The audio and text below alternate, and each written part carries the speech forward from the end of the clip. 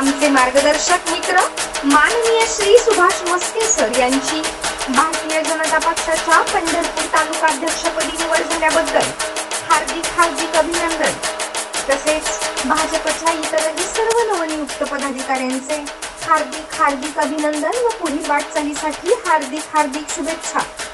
शुभेच्छुक माजी नगरसेवक माननीय श्री राहुल नाकाडे व मित्र परिवार पंढरपूर।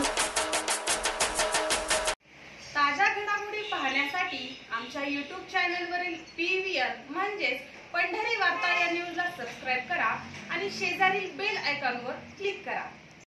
आषाढी शुद्ध एकादशी सोहळा 6 जुलै 2025 रोजी होणार असून या सोहळ्यासाठी श्री ज्ञानेश्वर महाराज संत तुकाराम पालखी सोहळ्याबरोबरच तसेच अन्य संतांच्या पालखीसोबत मोठ्या प्रमाणात वारकरी भाविक येतात। वारी कालावधीत येणाऱ्या वारकरी भाविकांना अधिकच्या सुविधा उपलब्ध व्हाव्यात या अनुषंगाने ग्रामविकास तथा पंचायत राज मंत्री तथा पालकमंत्री जयकुमार गोरे यांनी आज पंढरपूर येथील विविध ठिकाणी पाहणी केली आहे व अनुषंगिक मार्गदर्शन सूचना दिल्या।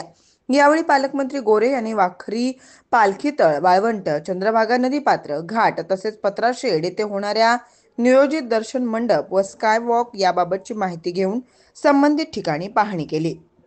त्याचबरोबर भक्तिसागर 65 एकर येथे होणाऱ्या नियोजित संत नामदेव स्मारक जागेची पाहणी करून भक्तिसागर येथे मोठ्या प्रमाणात सावली देणारी, पानगळ कमी असणारी तसेच कमी पाण्यात वाढणाऱ्या झाडांची लागवड करावी यासाठी नियोजन समितीतून निधीची उपलब्धता केली जाईल असं सांगितलंय।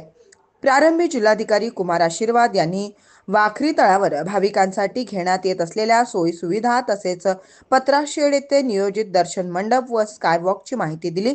त्याचप्रमाणे 65 एकर वर भाविकांसाठी देण्यात येत असलेल्या व नदी पात्रात प्रशासनाच्या वतीने करण्यात येत असलेल्या सुविधांची माहितीही त्यांनी दिली।